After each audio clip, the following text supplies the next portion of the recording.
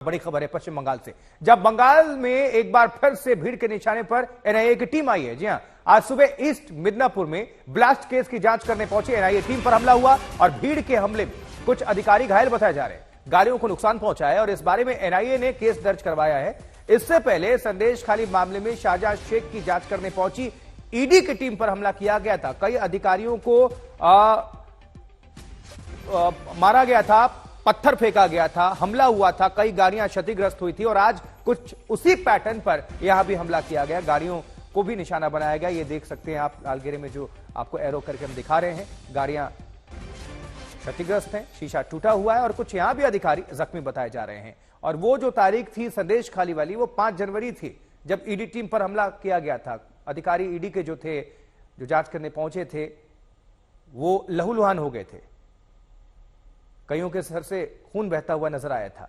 और आज पश्चिम बंगाल ही है, बस जगह थोड़ा सा लोकेशन बदला है, पैटर्न वही है। ईस्ट मिदनीपुर है ये, यहां पर एनआईए टीम पर हमला हुआ। पहले ईडी की टीम पर अटैक होता है और अब एनआईए की टीम पर हमला हुआ और आरोपों के घेरे में लगातार। अब देखिए, इसको लेकर एनआईए पर हमले को लेकर ममता बनर्जी का जवाब आया है।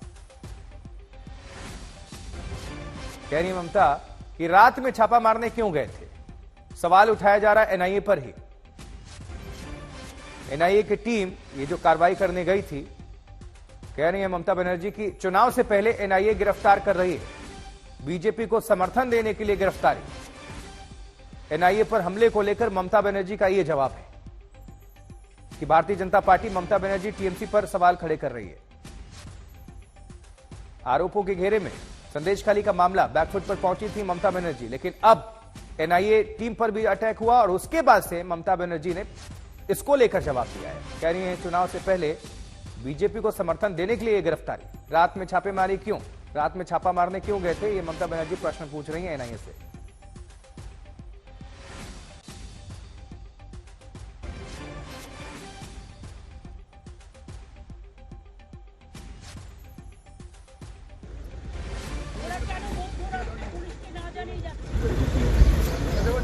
নিয়ম হচ্ছে পুলিশকে, লোকাল পুলিশকে জানিয়ে যাওয়া।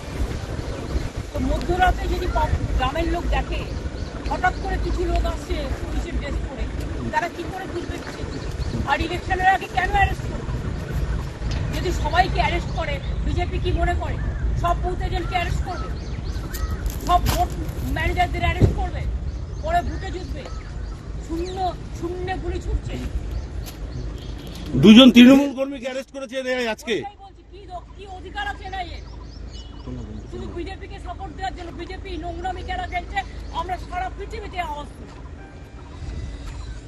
सुराग्नि रॉय इस खबर पर और अपडेट पहुंचाने के लिए जुड़ चुके हैं। सुराग्नि, ममता बनर्जी कुछ बंगाली में कह रही थी, वो क्या कह रही है ये भी बता दीजिएगा, और इस मामले को लेकर सियासत काफी तेज हो चुकी है। देखिए आशुतोष, सबसे पहले बता दें कि 2 लोगों को अरेस्ट किया गया है एनआईए की तरफ से। जब वो लोग वहां पे पहुंचे थे तो 2 लोगों को एनआईए ने अरेस्ट किया है। एनआईए ने कंफर्म किया है ये कि 2 लोगों को अरेस्ट किया गया है और वहां पे उनके गाड़ी पर हमला हुआ और एक एनआईए के अफसर को हल्की चोटें लगी। ये एनआईए की तरफ से कंफर्मेशन जो है वो दी गई है। उन लोगों को, जिन दोनों को अरेस्ट किया गया है, उनको कोलकाता के में ही एनआईए के ऑफिस में उनको रखा गया है। और जो घटना घटी उनको अरेस्ट करने के लिए जब एनआईए गई थी तभी ये हादसा हुआ सुबह ईस्ट मिदनापुर में। अभी दूसरी जो यहाँ पे डेवलपमेंट हुआ है कि ममता बनर्जी ने आज जब उनसे पूछा गया था एनआईए के टीम के ऊपर हमले के बारे में, तो उन्होंने कहा कि रात के अंधेरे में कोई क्यों किसी एक गांव में ऐसे घुसेगा, और उसी के बाद यह हादसा हुआ। और वो जो कह रही हैं, जैसे पुलिस सूत्रों से भी हमको खबर मिली थी कि पुलिस को इंटीमेट जो है वो बाद में किया गया था और पहले ही एनआईए की एक टीम वहां पे ऑलरेडी पहुंच चुकी थी। तो लेकिन इसी के चलते साथ ममता बनर्जी ने ये भी सवाल किया है कि आखिर इलेक्शन से पहले ही क्यों सेंट्रल एजेंसीज जो है, ईडी हो, सीबीआई हो या फिर एनआईए ही हो, ऑपोजिशन के लोगों को, वर्कर्स हो या नेता हो या लीडर ही हो, उनके घर पे छापामारी या फिर उनको अरेस्ट करी है। तो एक तो एनआईए जरा ये पूरा मामला भी बता दीजिएगा कि किस मामले में ये छापेमारी करने पहुंची थी एनआईए, ये भी जानना जरूरी है बैकग्राउंड।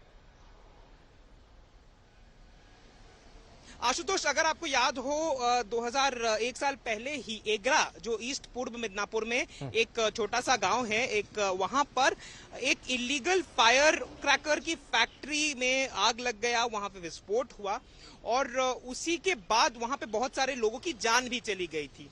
वो इन्वेस्टिगेशन जो है वो एनआईए को मिल गया था। एनआईए उस पे पूछताछ कर रही थी, इन्वेस्टिगेट कर रही थी और उसी के मद्देनजर रखते हुए वहां के कई लोगों को एनआईए ने समन भी किए थे।